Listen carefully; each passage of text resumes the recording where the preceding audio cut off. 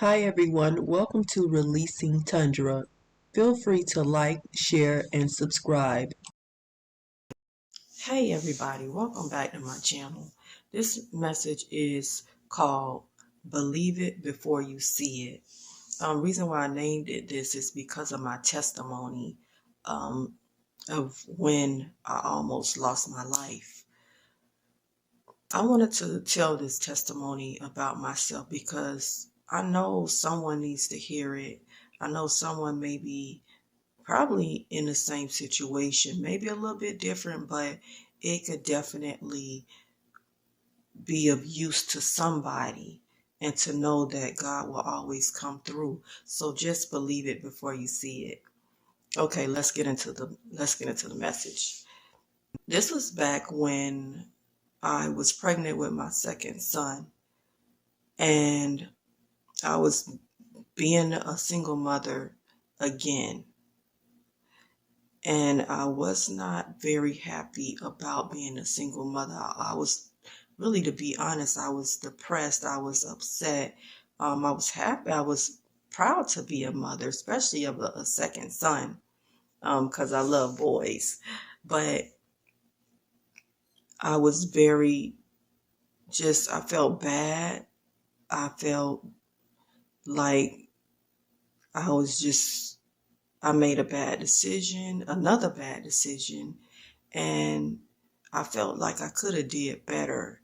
Even though I was still kind of young, I was 22 at the time, but I felt like I could have made a better decision, a better choice, um, with my with life choices. But everything works out for the good. So, especially when you believe in God. But I was pregnant and I was sick every day throughout my pregnancy. I was so sick every day, morning sickness. I threw up every day. I also was working. On top of that, I had my first son, which was 5 years old at the time, and I was working, and I had my own place. I was so sick to the point where I couldn't even cook for myself. I used to have to go to my mama's house and get a plate of food. That's how sick I was. At the time, like I said, I was working a 9 to 5 job, trying to make ends meet. Like I said, I had my own place, and I just was very not in a good place at the time. I just thought I could have did better as a mom, as a woman, not to put anybody down, but for me, I thought I could have made a better choice I could have made better decisions. God knew the plan he had for my life. Thank you, Lord. So I went throughout my pregnancy having more real bad morning sickness. On top of that, I was not really gaining much weight. I didn't know, I didn't even notice it because I was so sick until I went to the WIC office. Because, of course, you have to go to the WIC office in order to be able to get the milk for your child once the child is born. They weigh you and all other kind of stuff. Um, don't ask me everything because this was so long ago, I don't remember. My sons are grown now, if you all don't know. But you had to go to the WIC office. And I remember a lady telling me, one of the ladies there said, and they checked my weight and they said, "You're not really gaining any weight," which I really wasn't. I was like, I wasn't even in the double digits. I probably must have gained maybe 3 to 5 pounds, if that. And I was in my late months, need I remind you. And she said, something's not right. Anyways, make a long story short, I kind of noticed that. And I said, you know what? Well, I'm going to ask my doctor to see what's going on. Anyways, I go see my doctor, um, and she was like, well, everything seems okay. Everything seems fine. But you know, um, you know when you're pregnant when something's a little off. But I was so sick. I knew it was off, but I was so sick to even just think. I wasn't even thinking straight because I was so sick. I went on working, and I knew even when my baby was kicking me, because he'll always kick me at nighttime. I used to be so mad. He used to kick me at nighttime. I'm like, I'm trying to get some sleep. You know, I got to work in the morning. And I knew the kicks didn't feel normal, you know. Especially I had already had my first son. The kicks just didn't feel normal. It almost used to be like painful. But again, the doctors wasn't saying nothing. So fast forward to me having my son. But at the time, my belief still was my belief was in the Lord though. I would always, when I got off work, I'll come home and me and my son will read the Bible and we'll pray. You know, sometimes I'll fall asleep on my floor because I'll be just praying so much, you know. Um, I just had to stay close to God. I knew I had to. And I end up having my son. Fast forward, I end up having my son. And when he came out with clubfoot. And that's hard. That was hard for me. If you don't know what clubfoot is when the child is born with their feet like totally in. And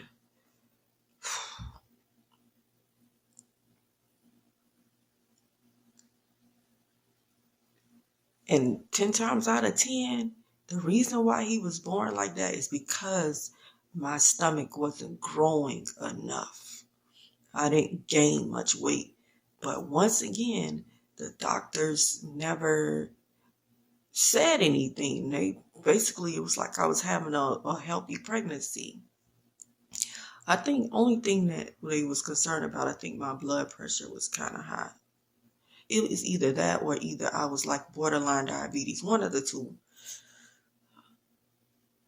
So I had him, and even after I had him, I just didn't feel myself. After I had him, I didn't feel right. I felt cold. I just didn't feel myself. Excuse me, I get kind of emotional. I didn't feel myself. And he had to end up, I'm sorry. I was in my hospital room. They put me in my room and I was just feeling like really, I felt like a dark cloud was over my head. I felt like I just fell really totally into depression at the time. And I had to take him. He came out healthy. He came out. The funny part is, this is how you know, this is how you know God is always in the midst, you know, of his children, no matter what the situation, he's always in the midst and always making miracles happen no matter what choices we make. This is how much he loves us. He still will come through. You know, even though I didn't gain much weight, I must have didn't gain no more than and I'm being honest, no more than, if I gained 7 pounds, I don't even think I gained that much. My son still came out healthy. He was 7'11", 7 pounds point 11 ounces. And he was healthy. The only problem was his feet, but thank God that was able to be corrected. I had to literally take him after my second day of being in the hospital. On my way going home, I had to take him to the orthopedic for them to they had to wrap all the way to the top of his thigh to his feet. And before they did that, they had to turn his feet backwards in order for his feet to be corrected. He also had to have 2 surgeries. Also, I meant to say, when I was in labor, I had lost a lot of blood because they had to do a episiotomy on me because he was so big. So that was another thing. I lost a whole lot of blood. So, okay, once they wrapped his feet, they turned his feet backwards. They wrapped it from the top of his thigh to the bottom of his feet. That also, it was a lot on me, you know. I was still young. I was only 22, and it was just a lot for me. My faith was still there. My faith was still there no matter what. But it was, I felt like, how much more can I take? Because it was just me. You know, I was this young girl, even though some people don't think, well, when you're 22, you're grown. No, you still young, you know? And you still trying to figure it out. I was still trying to grow up from when I had my first son, when I was a teen parent. You know, I was still trying to trying to grow up and trying to figure some things out. And here I go with this second little baby, and now he was born with clubfoot, so now I got to tend to that. I couldn't even go back to work for a little bit because I was, I was concerned about that, and I didn't want to put him in daycare with his club foot and him having casts on his leg, because I just didn't want him. I didn't want to have to put him in daycare because I just wasn't comfortable with that. So I'm home with him. Meanwhile, I'm going through depression and just feeling totally down. Like, I was just at my worst at the time. I remember laying on my mom's couch because I ended up moving with my mom. Because I still didn't feel well. Even after I had him, I didn't feel myself. I just felt something was off. I didn't feel myself. I knew I was depressed, but something else was going on that I did not know of. Like I said, I remember being on my mom's couch, and I just laid there the entire day.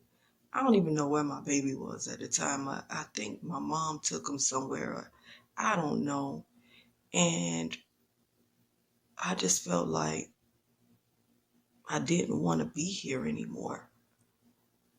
I felt like I got to tell these two young sons of mine, once they reach a certain age, when they grow up, I got to tell them also, they're going to realize, like, dang, you made not one bad decision, but you made a second bad decision. That's how I was thinking, which really wasn't the case because nobody asked. And anybody can say this. This go for single dads and single moms. Nobody asked to be a single parent. Who in the world wake up in the morning and say, oh, I want to be a single parent? If you do, kudos to you. But I know I didn't want to be a single parent. It's not easy. I love my children very much, but it's not easy. So here I am laying on this couch, just saying, you know what? I felt like I was the worst person in the world. And honestly, I felt like I didn't even want to be here anymore. Only reason that I had a little ounce of want to be here is because I didn't want to leave my children behind. Because this is a cruel world out here. I wasn't really, I'm going to be straight up. I wasn't really comfortable leaving them with my mother. And I love my mom dearly. And I, and, and definitely didn't want to leave with anybody in my family.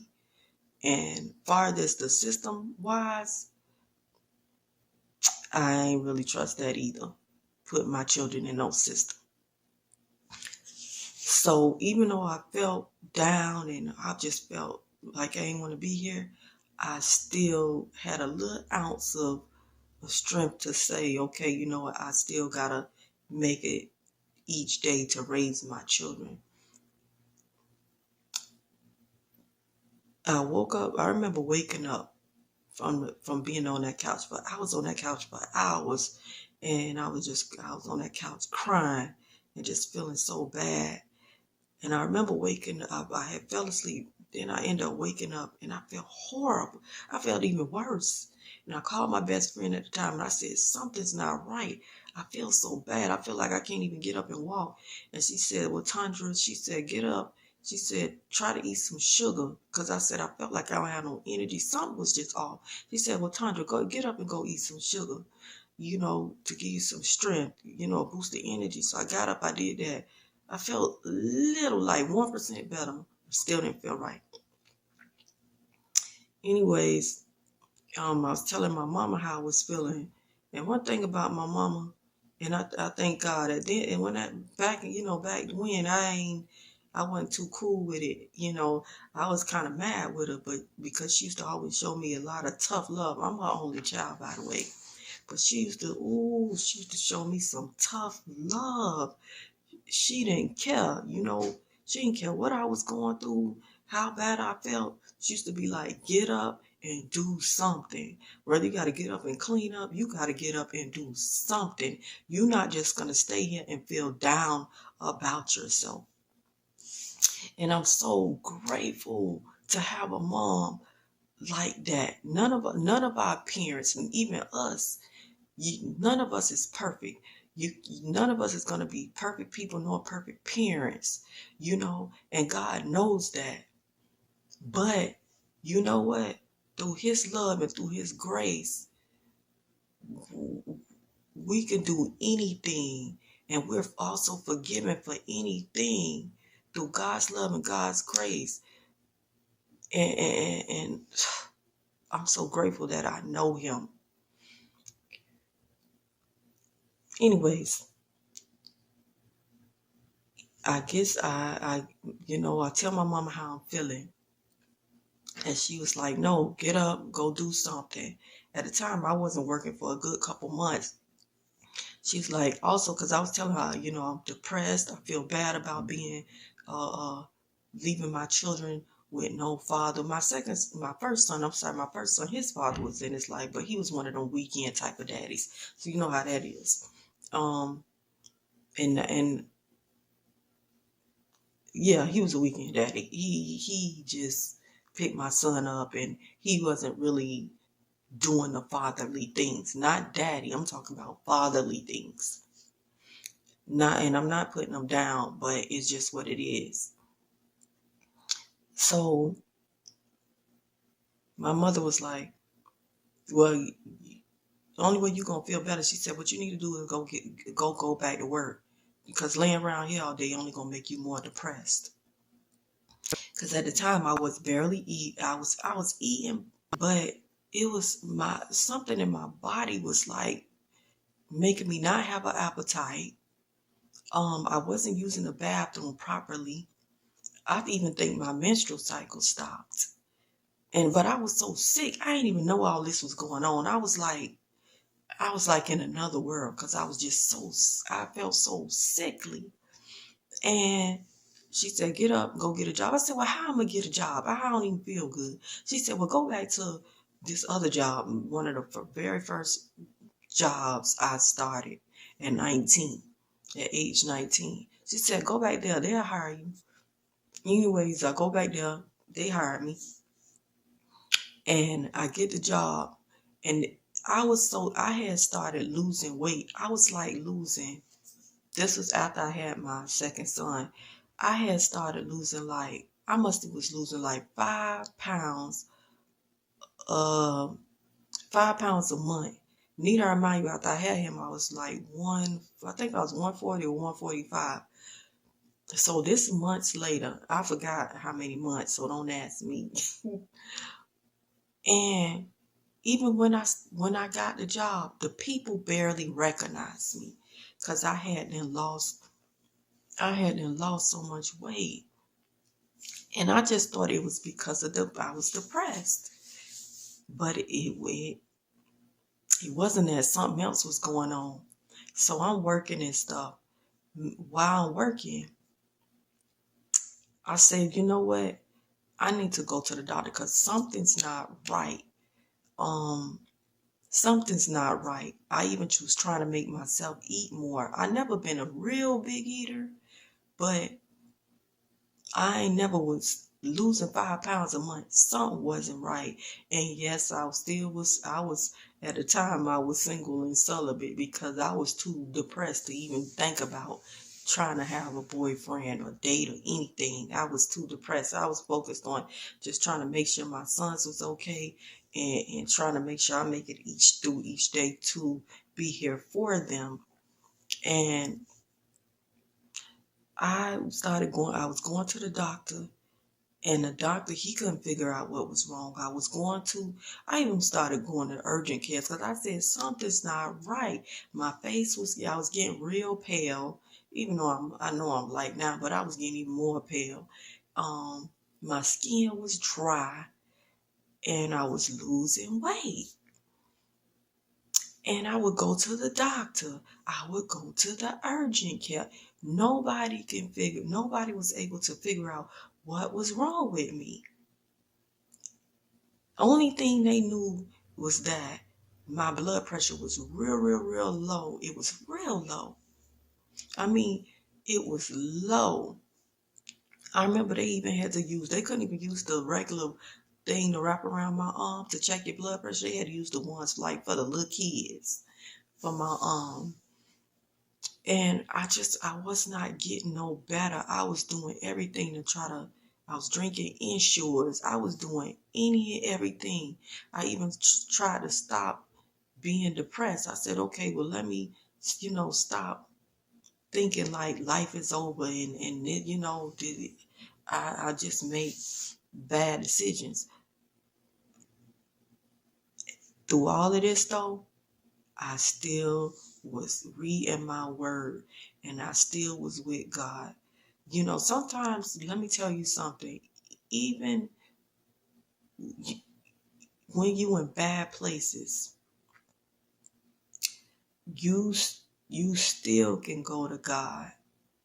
Even when you down on yourself and you just feel like you don't believe in yourself and you feel like you just don't want to be here, still go to the Lord because if ain't nobody else there, he's there.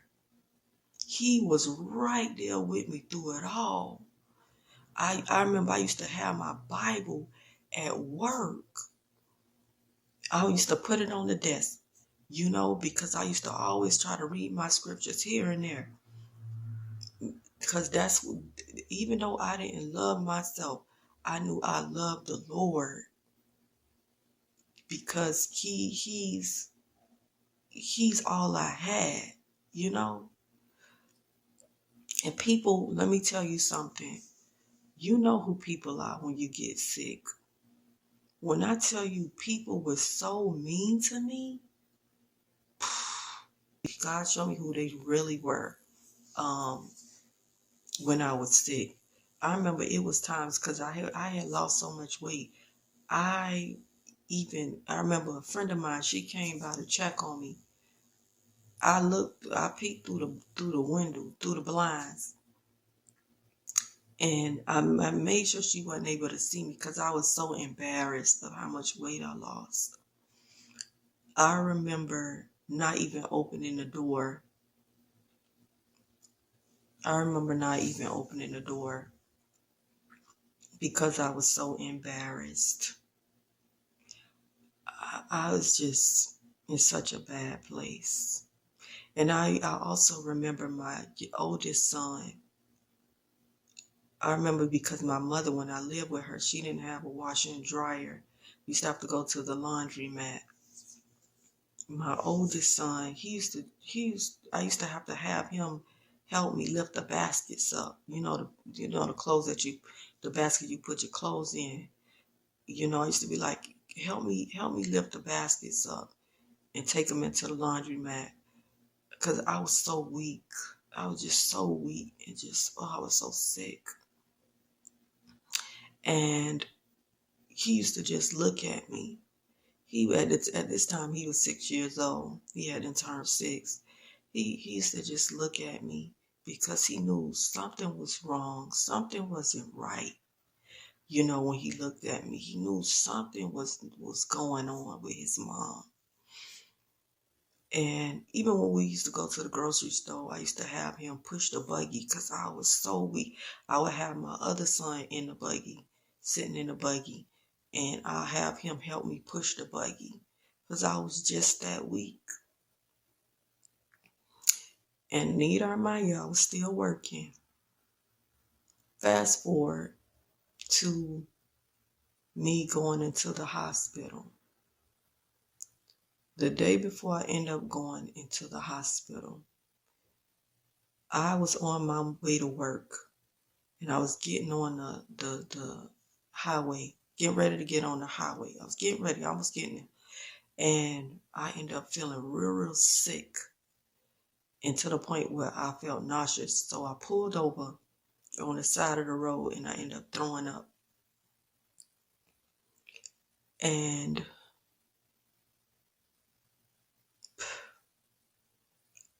I was just so sick. I get back in the car.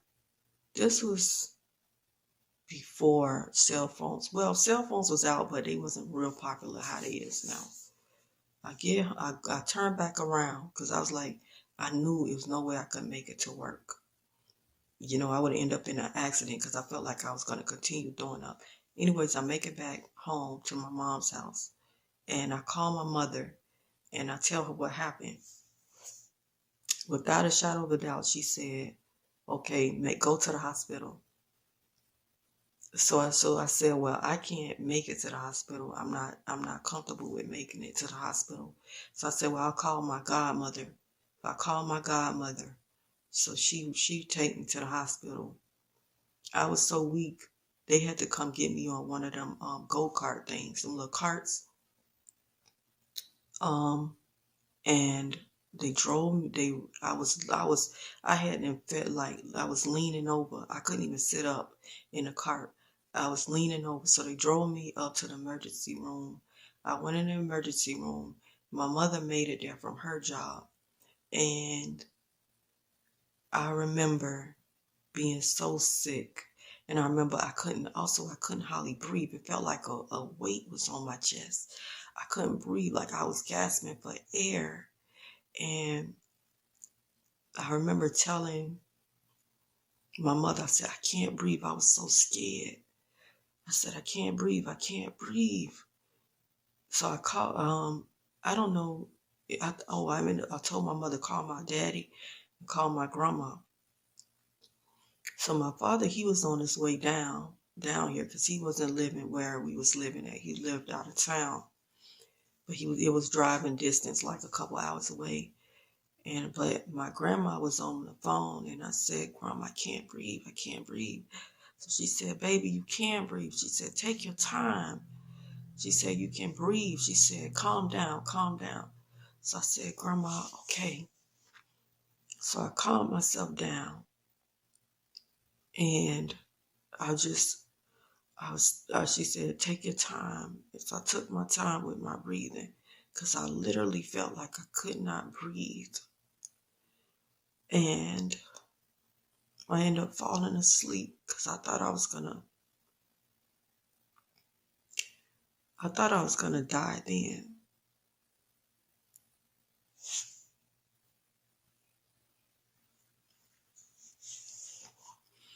And I ended up falling asleep.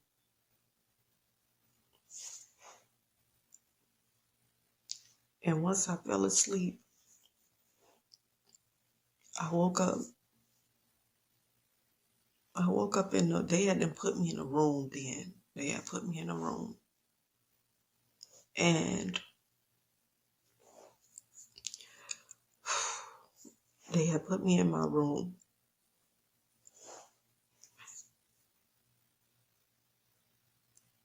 And they thought I was having a heart attack.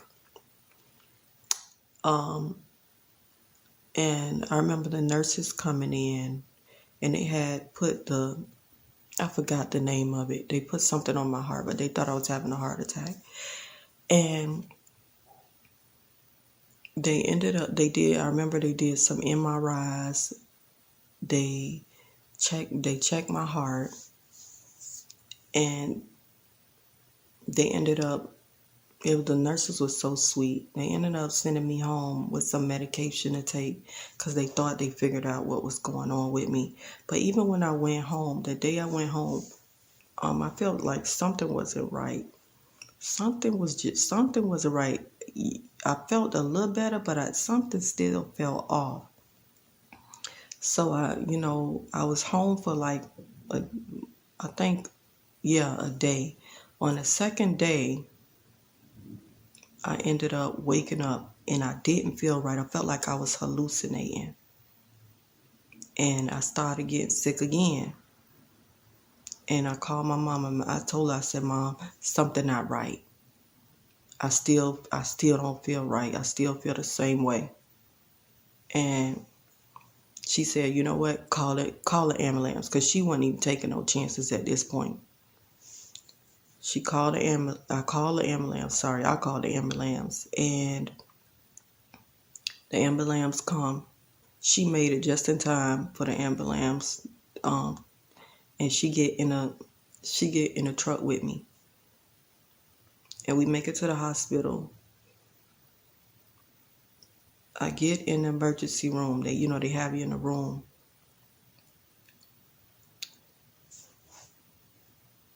And I remember I was real. I felt horrible. I felt real sick. So I'm in the bed, and the lady said, "Okay, well, we're gonna have to put a decatheter up in you. We need to get some urine. I'm sorry, need to get some urine." So at the time, I'm still young, so I'm like, "Mom, what is a decatheter?" So she said, "Oh, they gotta clip the thing. I don't even want to talk about what it is. You gotta put it basically on your private part to get the urine, because I was too weak to get up and walk." So she said, it's just gonna hurt a little bit. The way it sounded, I didn't even want to feel it. So I said, you know what, Mom? I said, well, I'm gonna go to sleep because I don't feel well. I'm gonna go to sleep and let them go ahead and do that or whatever, because I don't even want to know when they doing it. So before I went to sleep, I did tell my mom to call my mom. I did tell my mother, I said, call my daddy and my grandma. And I ended up saying this prayer before I closed my eyes. I said, Lord, don't tell me, I didn't even know why I was saying this prayer. I said, Lord, don't let me die. I want to be here for my sons. I remember saying that before I closed my eyes. Right when that happened, I ended up falling into a coma. I didn't know what was going on. Don't ask me. I didn't know nothing. I thought I was sleeping, to be honest. I fell into a coma. All my father's side of the family came, and my friends came.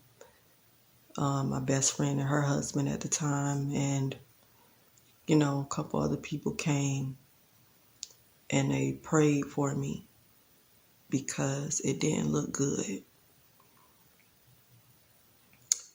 My heart was failing, and this is from what I was told, because like I said, I didn't know what happened. I thought I was sleeping.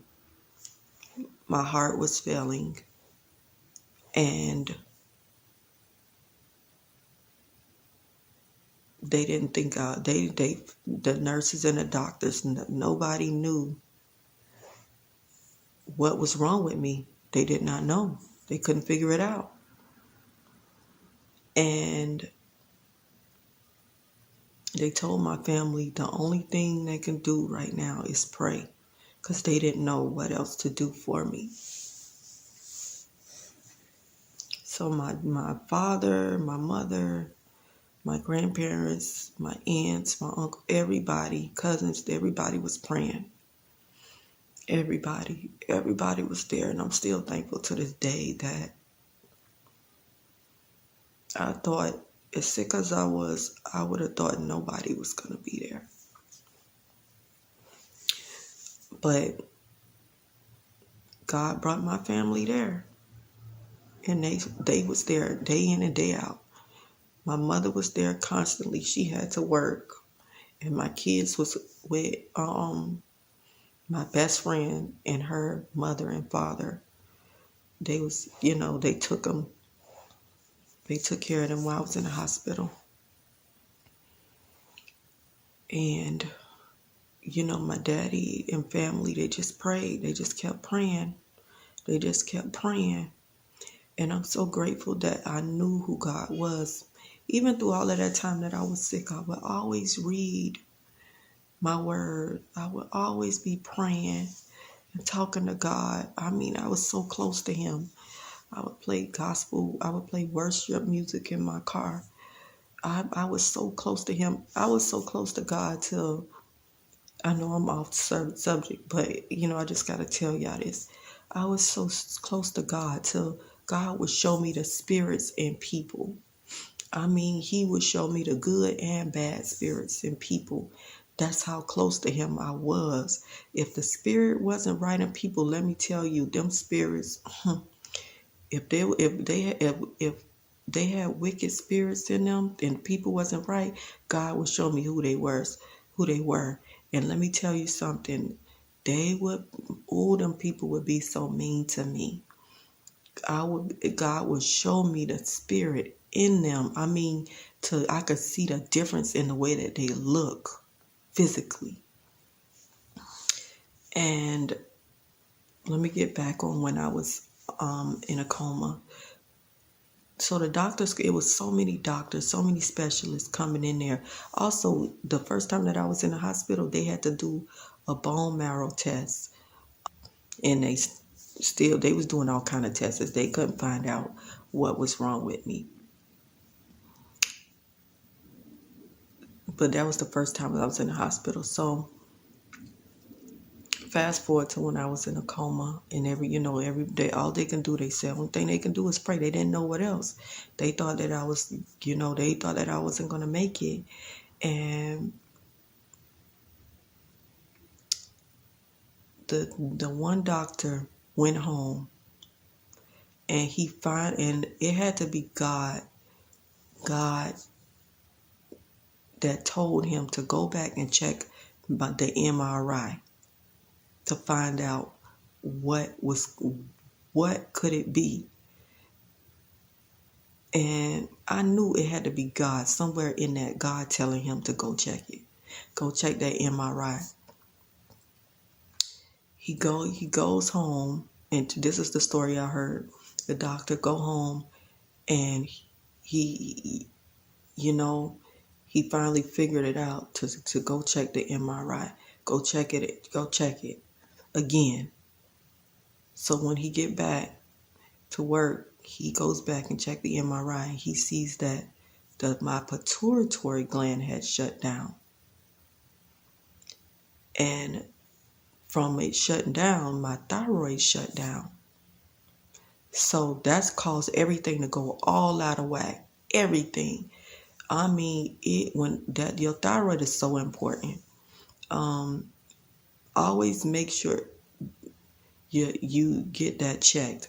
Also, make sure you are taking proper care of yourself. Don't, even if you feel like you're getting depressed, go talk to somebody. Talk to the Lord. Get some help, to somebody that's going to listen, somebody that's going to bring you up out of that. But also, I had lost a lot of blood too. So it could have been all kind of things tied into why my pituitary shut down, leading to my pituitary being shut down, and then my thyroid being shut down as well. And also for my blood pressure to be beyond low. It was really low. Like I literally was like near death. That's how low it was. And that's what caused my heart rate to go down, and I ended up in a coma. So he ended up checking the MRI, found that out. So they started being able to, the doctor was able to start giving me things to make me better, all the medications and stuff like that. And also, I forgot to mention this. Y'all got to forgive me. My father said when he was praying over me, he said a tear started coming out my eye. And I guess he thought that I was alert and knowing that he was praying over me, but I wasn't alert. I was still under. I thought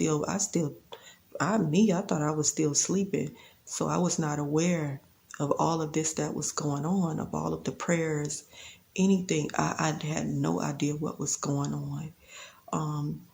Even when my family said that they was praying one night over me, because they would constantly pray over me, they said that the lights went out in the room they was praying so hard.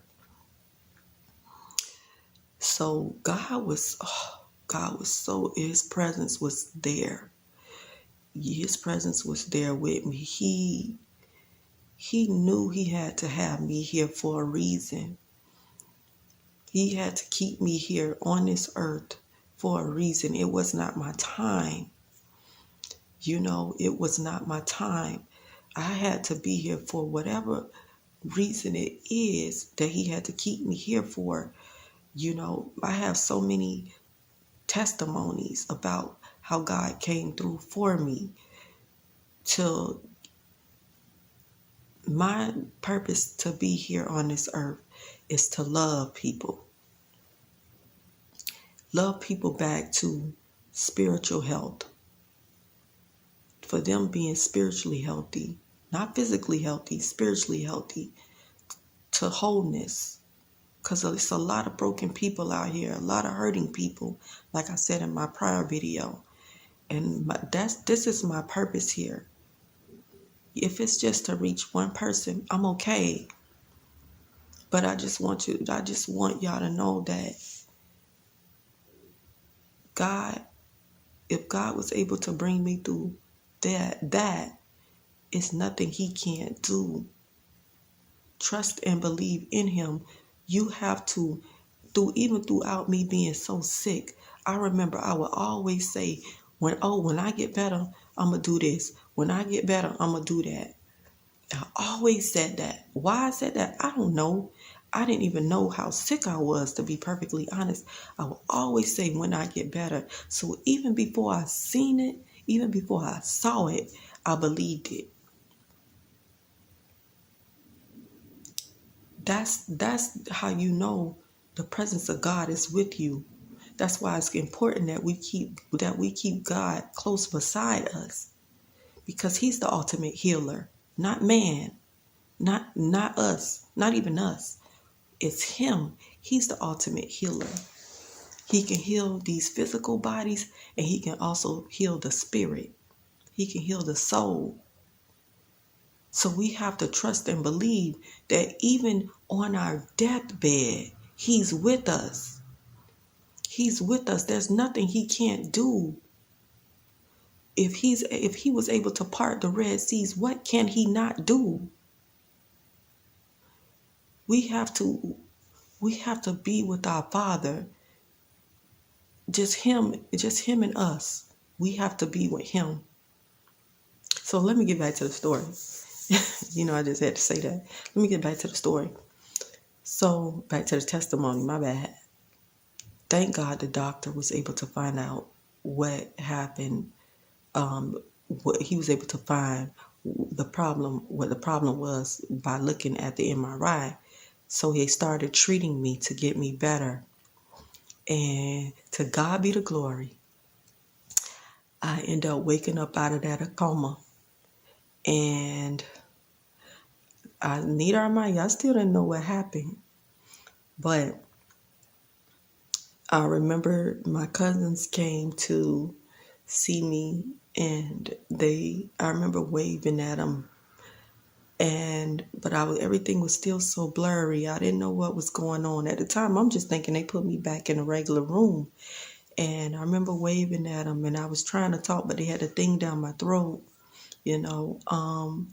And I remember hearing my mother's voice, and she was saying she don't know that the thing is, I forgot the name of it. It was down my throat. I guess so you won't swallow your tongue when you're in a coma. She said she don't know if she got that thing down her throat, and she trying to talk to y'all. I was trying to say hi, hey. That's one of my favorite words, hey. But I didn't know. And I ended up in my room, and I remember waking up, and I felt so warm. I felt so much better. I felt like my regular body. And I woke up and I seen my daddy's sister, my auntie, and she said, "Baby, you don't know what happened to you?" And I said, "No." And I said, "I'm just in my room, right?" She said, "No."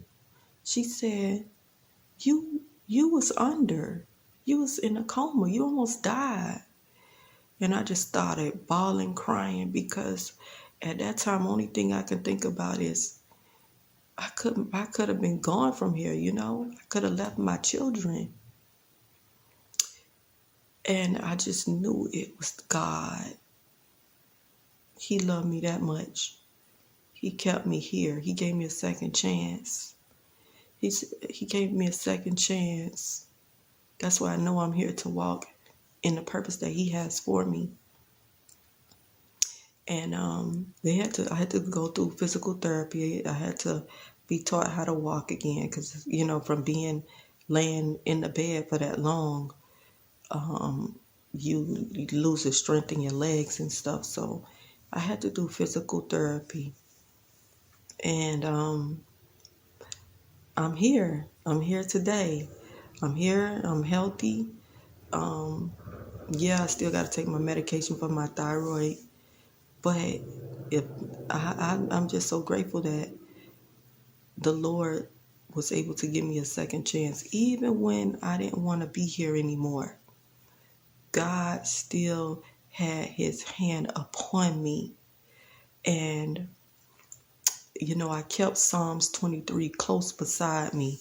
I would always read Psalms 23. I remember my mom saying she got Psalms 23 from her mother, and my mother passed that psalm down to me. Even though I still read the entire Bible, I read different chapters of the Bible, but Psalms 23 stays near and close to my heart. And I'm going to read it, and I'm going to read it in my words too. This is for somebody. I know this is a popular song, but I'm going to still read it. The Lord is my shepherd. The Lord is our shepherd. He shepherds over us. He protects us. He's our shepherd. We have all that we need. It reads, I have all that I need. We do have all that we need. And all that we need is Him. We don't need nothing else. We just need Him. He lets us rest in green meadows. He gives us the perfect rest. No matter what kind of rest you need, ask Him for the rest, and He will give you His perfect rest. He leads us down peaceful streams. In the word peaceful, see that? He renews our strength.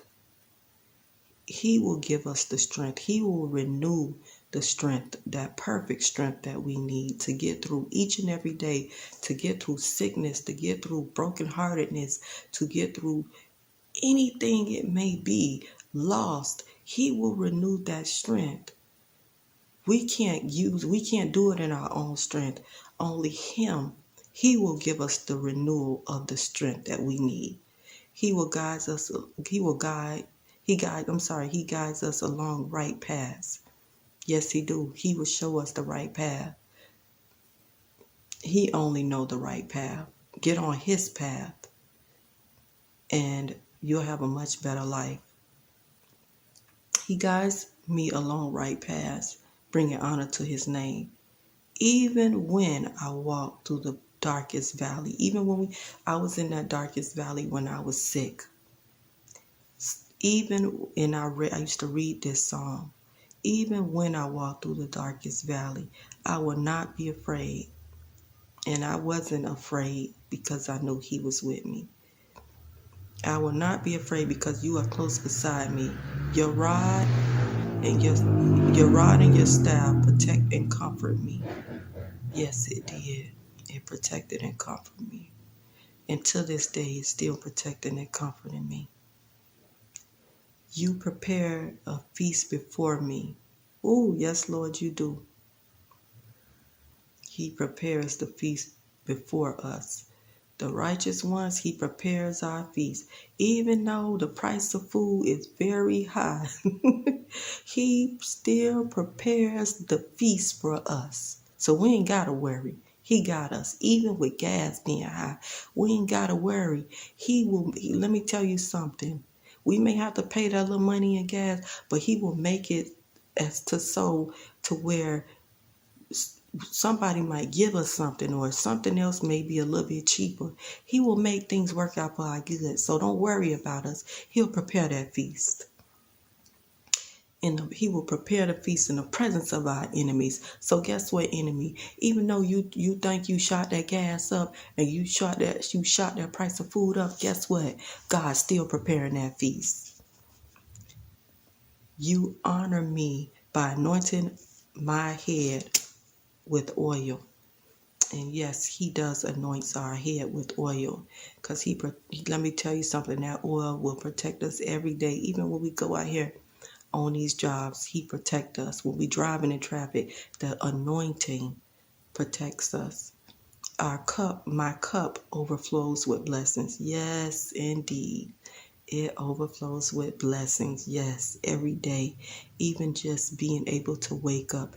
Even when you get that parking space up in the front, that's a blessing. So don't miss out on those little blessings, okay? Don't skip over those. Be grateful. Surely your goodness and unfailing love will pursue me all the days of my life, and I will live in your house, Lord, forever and ever and ever and ever. So I just wanted you all to hear my testimony so that anybody will be able to get the word you need, just anything from it. I pray you get it. And know that wherever you look to and fro, I pray that somebody will be able to get this blessing, this word. I know that someone needs it, and it will be able to bless them. Through my testimony, it will be able to bless them. If you sick of your body, rise up and release yourself. Release yourself from that sickness, in that pain, in that hurt. Release yourself from that, because you know what? God has you. So that is going to end today's video. So know that I will always love you. And you need to love yourself. Love yourself. Because guess what? God loves you. He will always love you. And always another thing. Don't forget, love him. Have a wonderful day. Bye.